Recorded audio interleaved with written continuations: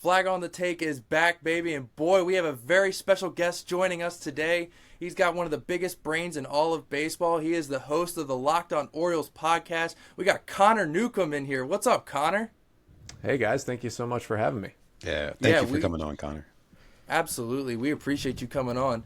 And this interview is brought to you by Huga House. Looking for top-of-the-line quality hats, beanies, long sleeves, and hoodies at a competitive price? Check out Huga House and use code FLAG15 for 15% off your purchase. That's FLAG15 for 15% off at checkout. Worn by people such as Aaron Rodgers, Shane Gillis, Shohei Ohtani, Josh Allen, and more. Shop at Huga House today. So you see you got the Huga House going on. But how you doing, Connor?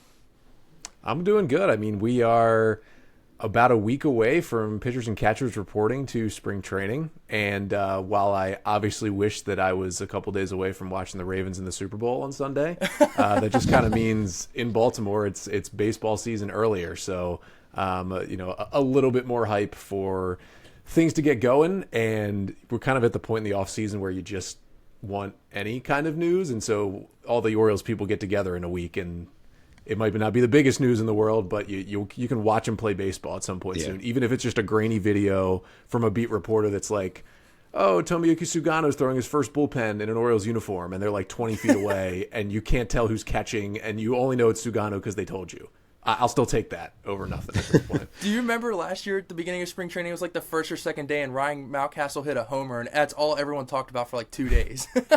I mean, really, everybody gets excited for the first workout because they post the videos of the guys walking to the facility for the first time, and it's awesome. Everybody's back. Really, the first workout is the worst day of spring training because that's the day that Mike Elias gets in front of the media and basically tells you about the injuries that nobody knew about all offseason. I was literally telling Jordan that the last episode that I hate the first day of spring training because it's always like, oh, this guy needs Tommy John. Oh, this guy's going to miss the start of the season. Oh, this guy hurt his back. I'm like, oh, no. But before we jump into the questions, prepare yourself for that. Right? I have a little fun trivia for you. Well, a little guess. Who do you think I'm repping? It is a current player. This is my latest Orioles jersey. I have a whole collection, but I'm wearing my newest one. He's my current favorite player. Do you have any guesses? Yeah, well, I was going to say, with the Nike jersey, that probably meant it was pretty new. I mean, if you're having me guess, it makes me feel like it's not Adley or Gunnar. So I'm going to take Colton Cowser. Oh, that's a great guess, but no, it is Adley Rutschman. He is my current favorite Oriole that's on the active roster. My fiance got it for me for my birthday a couple years ago, but I got a whole list of old Orioles jerseys. I got Chris Tillman, I got Matt Wieters camo, Manny Machado. Like, we go way back, Connor. That's why I was super pumped to have you on. I like how you were trying to hide it before before had it up like this. Yeah, right. I couldn't give any details away to him. But let's get into it, Connor. Yeah, so we're going to get into a couple things about you first because you are our guest before we get into some ball. So let's start with a simple icebreaker. What made you fall in love with baseball? I grew up in a baseball family. We're really not just a baseball family, an Orioles fan family. My mom played softball, my dad played baseball growing up. Actually, when I was little, like maybe some of my first memories are being at softball tournaments where my parents were both playing in like adult co-ed softball leagues together. Okay. So just grew up around it. They both grew up in Baltimore County, both huge Orioles fans. My parents were both at the 21-30 game for Cal Ripken, so the game where he tied the record of Lou Gehrig. So that's been in our blood, and that was basically both my parents' favorite sports growing up. And so it was kind of assumed I would at least play t-ball and then see where it would go from there. And I was okay enough to play through high school and stay in love with the game beyond that. And now, talking about it 5 days a week fills that void, and Volo softball in the summer fills the rest of it. And just being in a baseball household. It's funny. My younger brother was the much better baseball player. He played at a much higher level throughout his youth. So even was around it then. When I was 5 years older, but watching him kind of go much more through like the travel high level circuit than I ever did. But just always around it in our house, kind of was born into it and has been my sport, my go-to ever since. Oh, that's awesome, dude. Yeah, I played baseball as well up until right around middle school-ish. I was trying to get back into it in high school, but it didn't really work out. I do coaching now, but okay. That's awesome, dude, that you grew up in a baseball family like that. Absolutely. Do you still play Volo baseball? I play volo softball, slow pitch Softball, softball in the summers in That's Baltimore. cool, yeah. And reigning champions from the Fall League That's cool. 2024. Hey, now. So I actually, we got the work for target on our Volo. back. I work really? for Volo, so yeah, I usually do like the pickleball leagues and the volleyball leagues, especially during the summer. So I probably plan on picking up some softball leagues. So I might see you out there. It's kind of cool. Yeah, you'll definitely see me at volleyball. Despite baseball being my favorite sport to watch, my sport to play is volleyball. Yeah. That Did is you play during the sport summer? Because I might have seen you. I only play usually winter volo. I play Okay. Baltimore Beach in the summer. Got you. Actually, just played last night at Dew Burns Arena in Canton. But Okay, you will cool. definitely see me Sick. at volo volleyball at Yeah. some point. Okay, that's cool. Man, might have to do a little in-person thing going on there. Hey, Yeah, now. yeah. So, Connor, clearly you have a gift for podcasting as someone who consumes your content as a podcast listener. How did you land your gig with Locked On? Yeah, I was recently graduated from college, University of Maryland, 2019. Had a journalism degree. Definitely wanted to go into sports broadcasting, and I was just freelancing when I got out of college. Hadn't found like a full-time gig in broadcasting yet, and just on Twitter, I think saw this opening. The Locked On Podcast Network was still somewhat in its infancy. You know, now there are hosts for basically all the major four sports teams and a host of other podcasts on the network. And they had, I think, started the Orioles podcast in 2018. Actually, a guy, Justin McGuire, had hosted it for about a year. He was very nice to me in kind of the transition period. But he just couldn't keep up with the schedule, which, like, I get it. Yeah. You're going 5 days a week during the season, 3 days a week in the off season. It's a lot. And so they were looking for a new host, and basically the channel manager for MLB just kind of posted it on Twitter and was like, "Hey, we're taking applications." So I applied, I got an interview, and I got it. You know, they were in such the infancy that they were kind of just looking for anyone with any kind of sports broadcasting background who knew the team. And for me, I have a sports broadcasting degree and I'm an Orioles fan. Like, I'd never been a media member beyond being a fan. I'd been around the community on Twitter and been to a lot of games and had that background, but that was about it. Got the gig. I do think it helped that when that gig opened, it was December 2019. So the Orioles were in full rebuild. They were a year into Mike Elias. And, you know, if the job opened now, I think there'd be a lot more applicants for the Locked On Orioles podcast than there were back then, because everybody was like, you want me to talk about this team for 5 days a week? So I think the timing probably helped me a little bit there. But just interviewed, got it. And funny enough, my first podcast was like, it's been just over 5 years. It was like the last week of January in 2020. And then you know what happened about a month and a half later. Basically my first year, not year, but first 6 months hosting the podcast, there were no baseball games to talk about. So that was a whole lot of fun, but we made it through it and got to this point. Mm-hmm. Yeah, I mean, as someone, like I said, who consumes your content, I'm very grateful for your hard work and your work schedule. I know that's a lot on you, but having something to listen to every day at work is very appreciated. Yeah. Even it's funny, I'll watch the game and then go to work to listen to you talk about the game. Like, be like, oh, maybe I missed something. Yeah, I mean, that's what it's there for. It's, the network has been such a cool idea and it's taken off so much. I mean, I went and, I'll watch other shows or listen to other shows, like not even just Locked On Ravens, like a team I'm a fan of, just to check out other people on the network. And I went to Locked On Mavericks the other day because I was like, I got to hear what these guys got to say about Luka. And I roll into their videos like maybe 24 hours after the trade. They had gone live after it happened.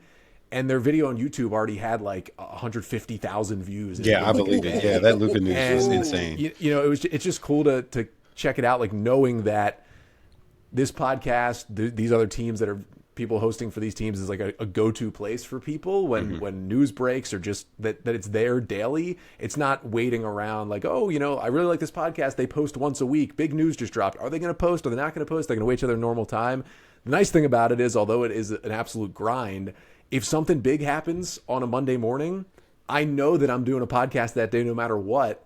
So it's almost, instead of scrambling to, I got to do a live show, it is, well, now I have my content for today instead of having to think of something else. So it is nice to, I think, have it in people's lives 5 days a week, and you can kind of expect it there. And that's what's funny. Like I got married last year and I made it known on the podcast, hey, I'm going to take a little break for a week because I'm getting married.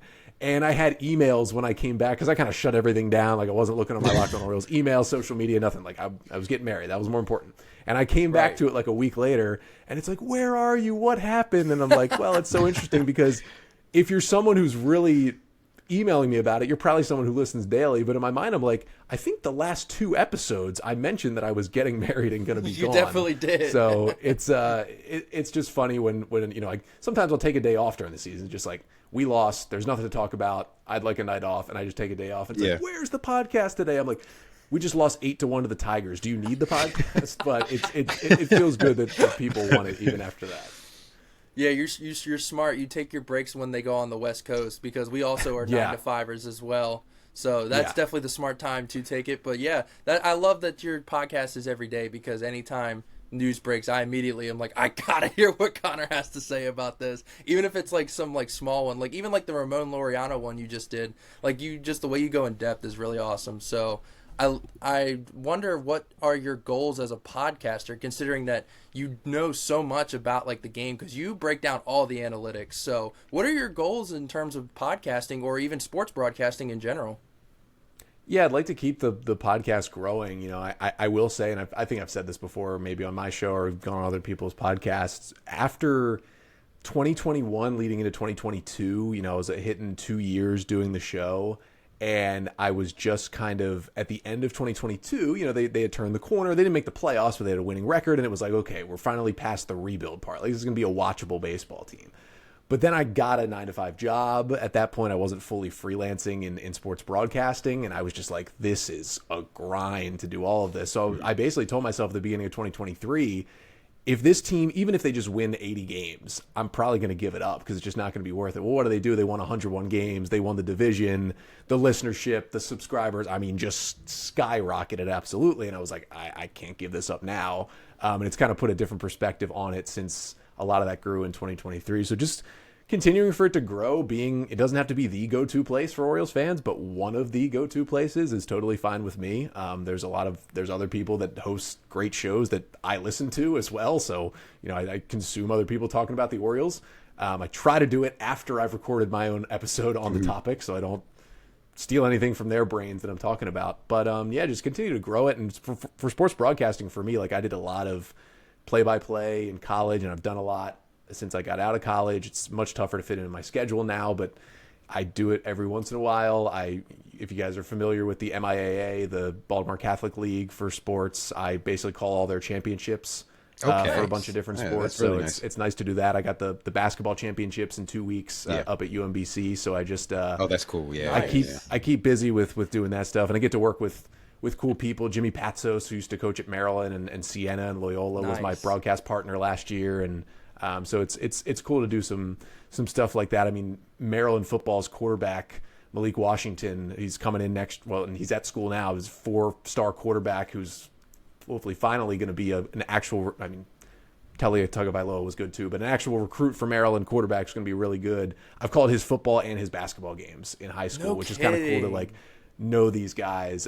Dante Trader is a safety at Maryland football who's going to get drafted this year. Yeah, I've heard about him. I called his high school lacrosse games. He was a Division I lacrosse player and football player, and I called his high school lacrosse games. Like, so it's cool, like getting to know these guys a little bit, just see how they grow in high school, and it's outside of baseball because I just know less about what's going on. So it's nice for me to be like, oh, you know what? I saw that kid play in high school. I called his game in high school. And there's just all these guys spread around college sports because there's so much talent in that Baltimore Catholic League. So it's been cool to kind of continue my toe dipped in there as well. Yeah, that's awesome. But yeah, you are definitely on the fast track to something because you definitely have a gift for this. So just keep up the hard work, man. Like I said, I really enjoy the content. But that's enough about content. Let's get into some baseball. So we'll start with one last thing about you before we get into Orioles. So this is a 2-part question. First part, what's the coolest like thing you've seen on TV, like the best baseball moment you've seen on TV that like really resonates with you? And then what's the best one you've seen live, like in person? Yeah, I think 2012 Orioles, that's still my team. That's, you know, they had been bad my entire life and finally had a playoff team in 2012. The on TV one's got to be the game where they put up Cal Ripken's statue in the outfield and scored 4 runs in the 8th to beat the Yankees. That's like a legendary Orioles regular season game that even though I was in high school, so it was much tougher to just get to an Orioles game at any time because I was living 20 plus minutes away from the stadium in the county and didn't have my driver's license at that point, so a little bit tougher to get down there. But that's the one on TV. And then in person, probably a tie between the one playoff win I've seen in person, which was game 1 of the 2014 ALDS against the Tigers. Not the Delman Young double game. I was at the game before. We were about to get into that. Yeah, no, I was at the game before when they scored 8 runs in the 8th inning, kind of blew out the Tigers bullpen. That tied with, I was at the game in 2023 when they clinched the division, and just see that team explode out of the rebuild to have that celebration happen on the field, and people staying after in the stands for the whole celebration. It was very, very cool. Shout out to my guy Chris, who has season tickets and brought me with him for that clinching game, which was awesome. That's awesome. So probably a tie there for the in-person games. Yeah, because I remember that game that you're talking about, the one that we clinched, and me and my fiance. So my fiance liked baseball, but didn't really know all the players, know all the strategy, this and that. So us being together has really taught her that. So when they won and clinched that division, I remember we were jumping up and down in the kitchen oh my God, we finally did it. But the coolest moment that I've seen on TV from an Orioles perspective, I was going to say, was the Delman Young thing, because I remember, God, what was that, 2014? So I was 12 years old at the time, and I just remember losing my absolute mind because I thought the game was over. I thought Delman Young coming up, I was like, oh no, we're in trouble. And for him to clear that was so sick. And then my favorite one I've seen in person was this past year. We were at the Hawaiian shirt night against the Rangers. And my fiance, when the bases were loaded and Kerstad came up, she was like, I'm just going to record just because in case something cool happens. So we have it on video, Heston Kerstad hitting that grand slam, and the whole crowd just going nuclear. Oh, dude, I'm getting chills right now just thinking about it. So I love hearing other people's moments like that. But let's get into some more of the Orioles stuff. So they just announced the non-roster invites that are invited to spring training. So I don't think one of these players will be on that list, but I'm going to ask anyways. Who is the prospect you are most excited about? Yeah, it's actually one of the guys that's on that NRI list, and it's Samuel Basallo for me. He is just... It's hard to guess when he's going to make his impact because he's still 20 years old, and he got to AAA at age 19 last year, which you don't see a lot of players do. And, he's a catcher, and the catching defense is a little bit behind, which is fine. It's a position that takes a long time to develop. He's 20 years old. It's going to take a little bit of time. But it's going to be so interesting to see what they do with him because, obviously, they have one of the best catchers in baseball already on the team in Adley Rutschman. So it's not like they're rushing Basallo to the big leagues to say, we need you to be our starting catcher right now. I think that actually helps him. Because when Basallo's bat is ready, which could be this year at some time, they don't have to say, hey, come up at 20 years old and hit like we think you can. Oh, and also you have to be the starting catcher for a playoff team, which is so much extra work on the back end as well. It is, hey, Samuel, come up and just DH for a little bit. We know you can hit. Don't worry about catching. And then maybe next season he can mix into the fold with Adley as the two catchers on the team. And if Basallo is going to be what he is projected to be, which, right now, a fairly consensus top 10 prospect in all of baseball and either number 1 or number 2 in the Orioles system, depending on how you want to rank him and Kobe Mayo, the Orioles are going to have one of the greatest catching tandems in Major League history when they have Basallo and Rutschman on the roster together. It's going to be absurd to watch. And, there's comparisons to Yordan Alvarez, who's one of the best 5 hitters in baseball. That's what the swing and the approach looks like for Basallo, and we may not even see him this year. At most, maybe we see him in September of this year, but I'm so excited for this time next year because the Basallo opening day roster hype train is going to be going, 12 months from now, and it is going to be very, very fun to watch. Yeah, I was going to bring up the Yordan Alvarez comp because that's what I'm hearing a lot for his hitting. I just hope his defense is a little bit better than Yordan's, but that's the tricky thing about the Orioles is that, yeah, we have Mountcastle and O'Hearn that might move on. Well, pretty sure they're going to move on from when their deals are up, and then Kobe Mayo is going to slot there. So it's not even you can be like, hey, Basallo, you can go to first while we have Adley catch. So we're going to have a little bit of a logjam, but hey, it's a great problem to have 2 elite catchers. So that I am excited about Basallo as well. I'm just a little nervous because I just don't want it to be like a Jackson Holiday situation where he comes up and then he goes 0 for whatever and then everyone jumps off the bandwagon and immediately buries him. Like you said, I hope they give him the time to not rush his development. But speaking of catching for a playoff-bound team, what is your prediction this year for the Orioles season? You don't have to give like a certain amount of wins, but where do you think we'll place and if we'll make the playoffs? Mm-hmm. Yeah, I think they got a playoff team. We'll see if the one other shoe is going to drop before the season starts, which would be the trading for an ace level pitcher. I mean, there's a lot of ways to look at this offseason. I think clearly on paper the Orioles are worse going into this year than they were last year because guess what? You can't really upgrade from Corbin Burns. So when you lose Right. Corbin Burns, you're probably just going to be at least a little bit worse. And that's how I feel about the Orioles. It was like if they weren't going to bring back Burns, there was not really another available starting pitcher better than Corbin Burns. So you're probably going to get a little bit worse. Now, if they go get themselves an ace, they can be fairly close to what they were on paper with last season. I still think this offense just got into such a slump and it just radiated throughout the team in the second half of last year. I think they've patched that up with some interesting veterans and had more depth for their offense. I think this is a playoff team.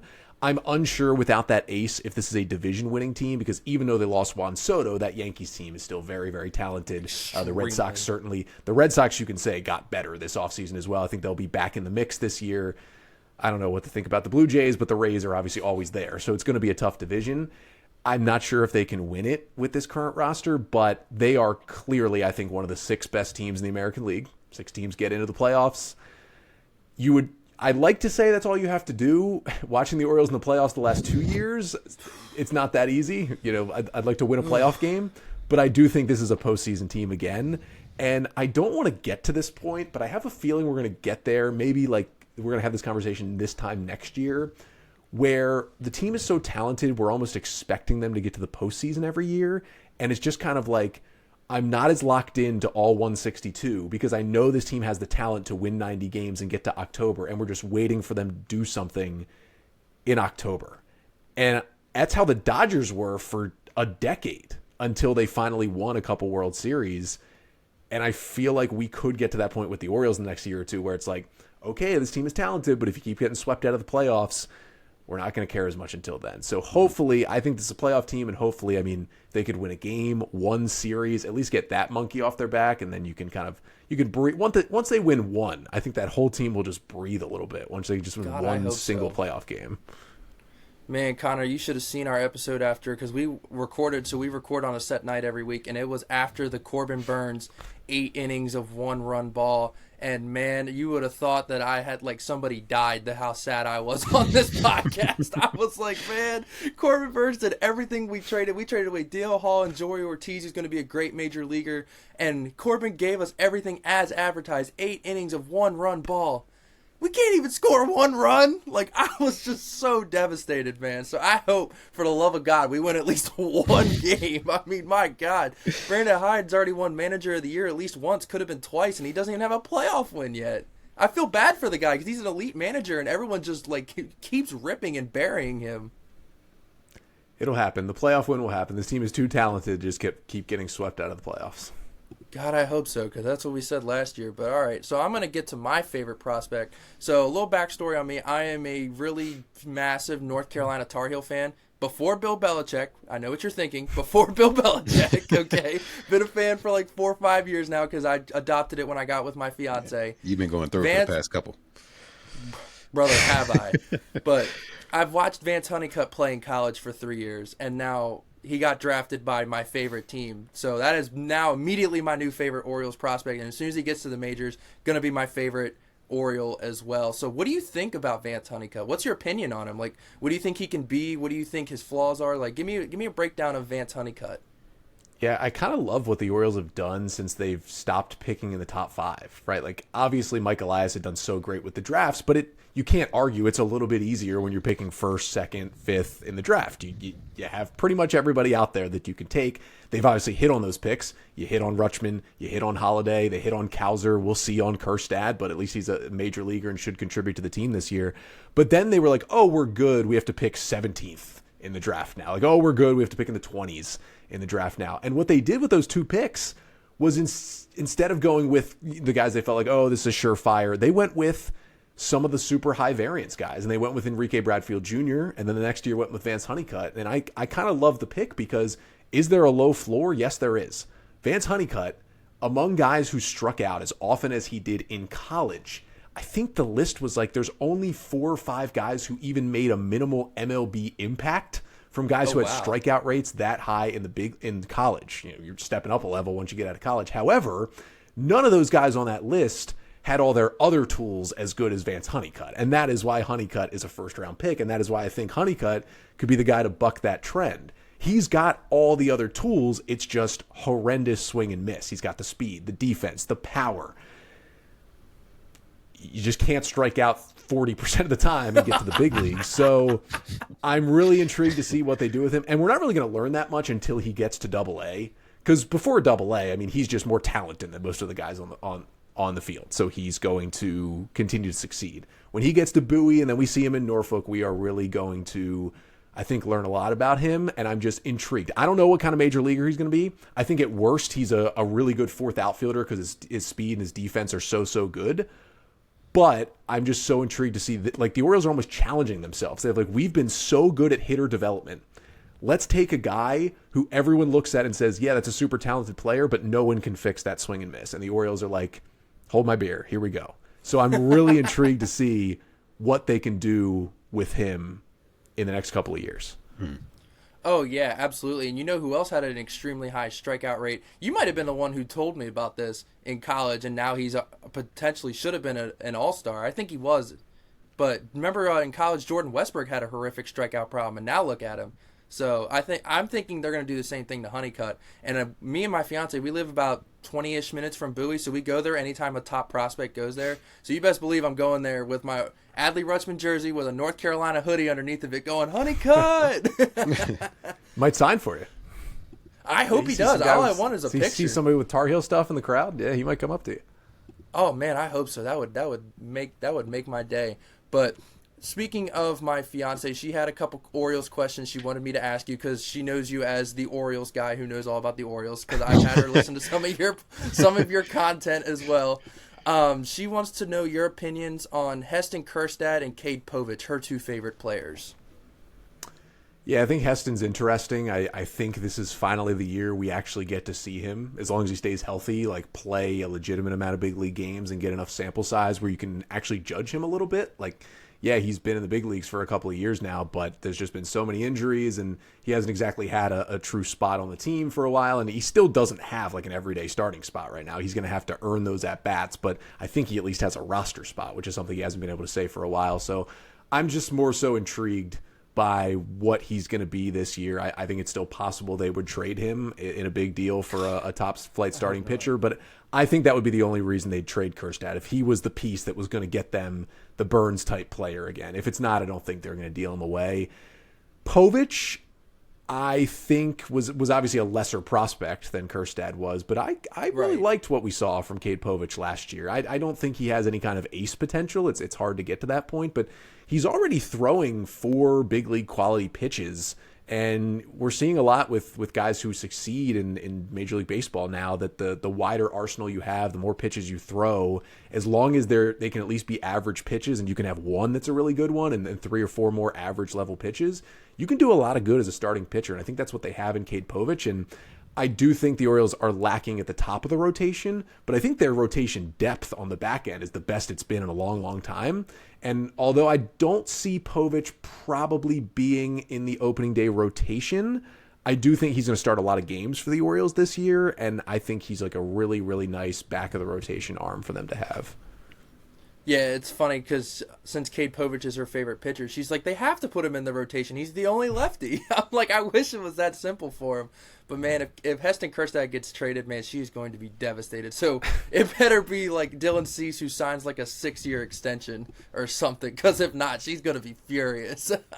But speaking of the rotation depth that you're talking about, do you think the Orioles have done enough to fix their postseason woes? Because we brought in Tyler O'Neill, who's an absolute dog in the playoffs. I mean, Sir Anthony Dominguez is a known playoff dog as well. He didn't really get a chance to showcase it much last year. But do you think the Orioles have enough to finally fix their postseason woes and actually make some noise in the playoffs? Yeah, it's tough because obviously there's something that has happened to them the last 2 years. I also separate the 2 seasons.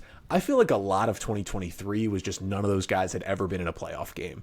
And yes, their pitching was bad in some of the games. The hitting was bad in the others. But there wasn't like this overall issue that we saw last year, which was they just couldn't hit at all. Like the offense did some things. The pitching did some things in that series. They just looked like they were not ready to be in that spot. So I don't talk about that as much in the same that I talk about 2024, which was just like everybody got a little nervous and just a little tight, and you play in that best of 3 series, you lose 2 games, boom, you're done. And you score 1 run in 2 games, you're probably going to lose both of them. And that's what happened to the Orioles. So it's nice to see that the arms showed out. I mean, obviously Burns being awesome was nice, but in game 2, Zach Eflin only went 4 innings, and the rest of the bullpen just kept the Orioles in the game the entire time. The offense just couldn't get over the hump.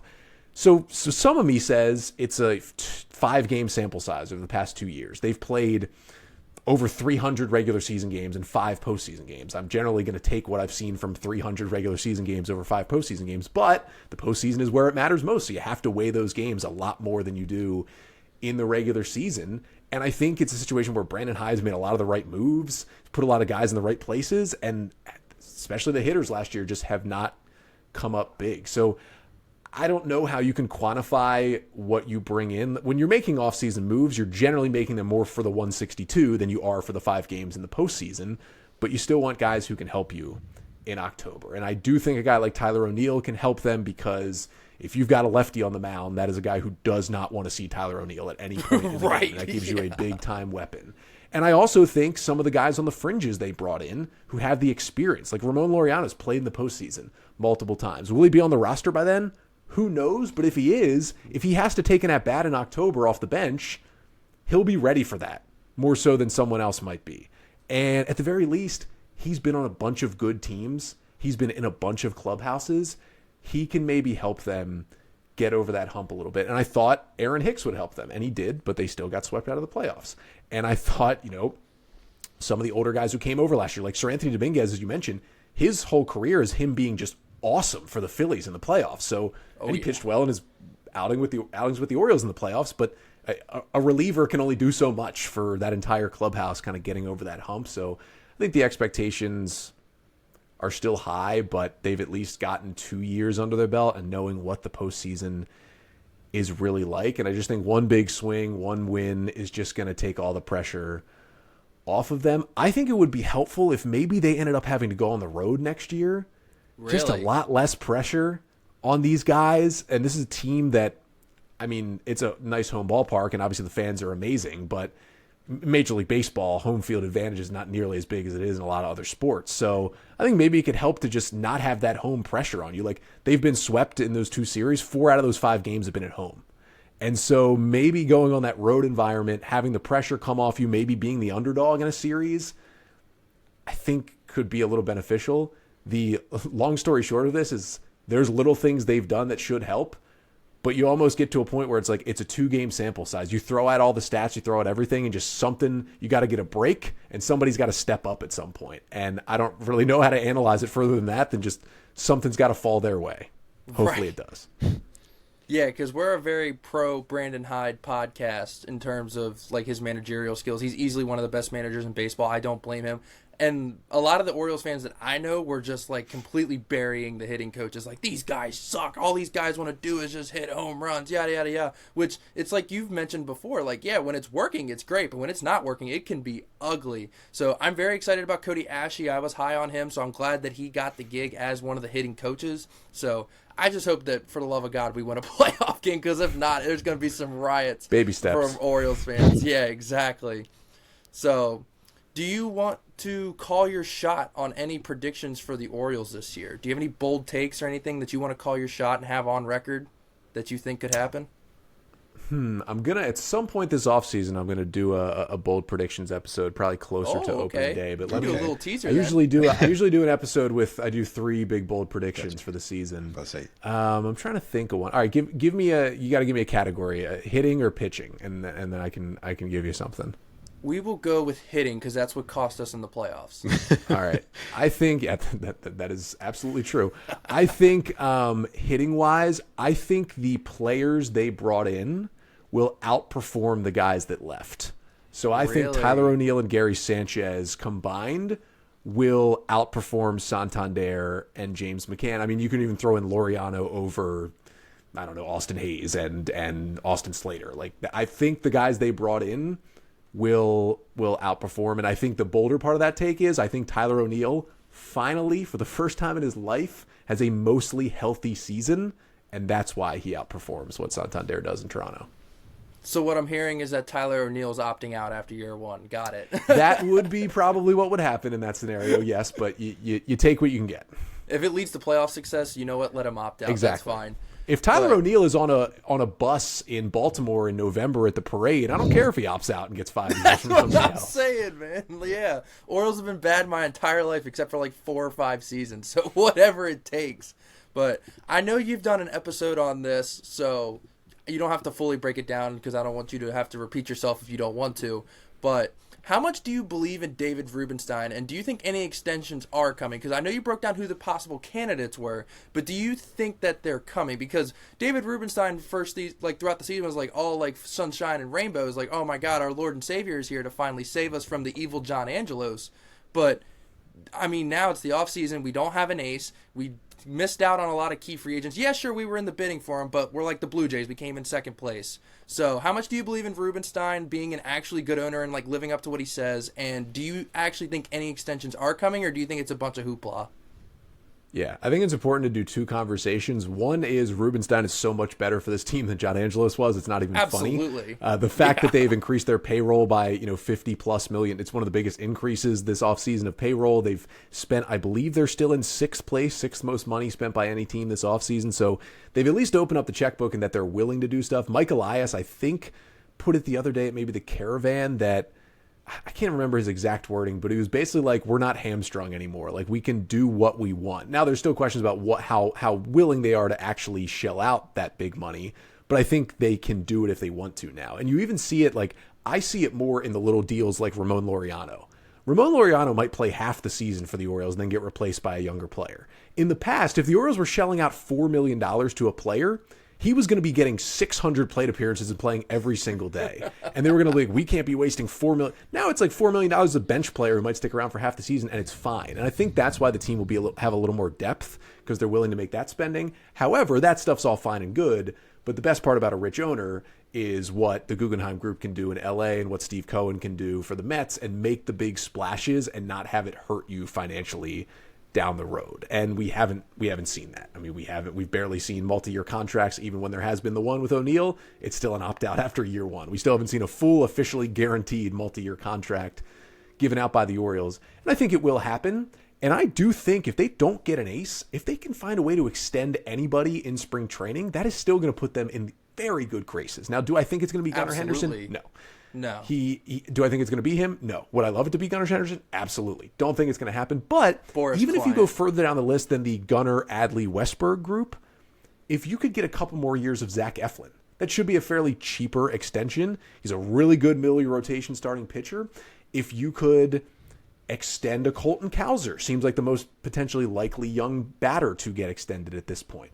If you could get Samuel Basayo to agree to that pre-debut extension that has worked out for a lot of teams recently, just even one of those moves, I think could really, really help. I think those are more likely than the big names getting the extension. So I think those are going to come.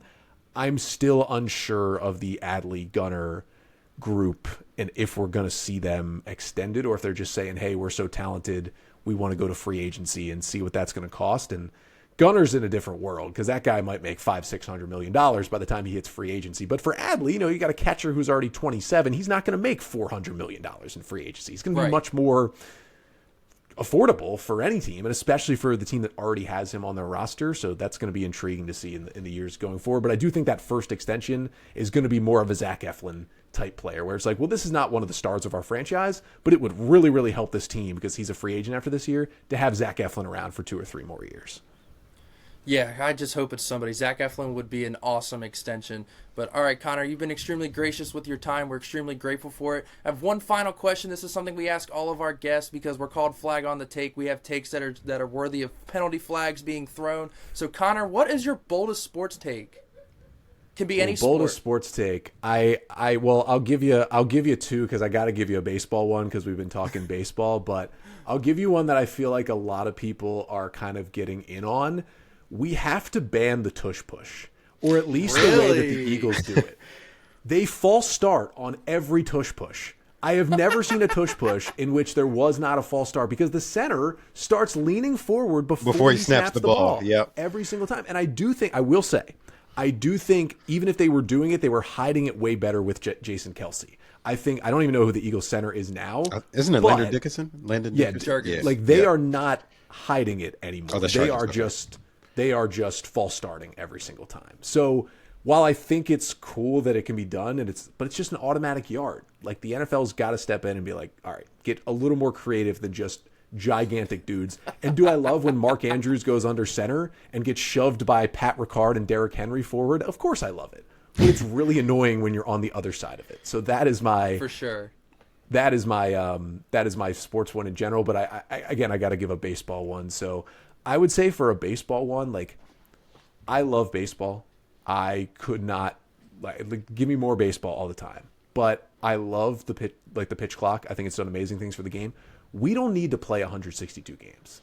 Why are we playing 160? Especially if you can get eliminated with 2 losses in the playoffs. Why are we playing 162 games? Keep everybody healthier. Play like 130 or 140. We get the playoffs started earlier so it's not freezing during the World Series, which is a completely different brand of baseball than you play throughout the season when it's 30 degrees versus when it's 80 degrees. There's no need to play 162. I understand it's all about money, and they're probably never going to shorten the season because, again, every game is a paycheck for the owners. But I love baseball, and I love talking about it every single night. But, we don't need 162. It's a lot to know what's happening in 162 games. You could cut off 20 games, and I don't think anybody except for the diehard fans would really notice if the baseball season was 140 games instead of 162. So that's my bold baseball take for now.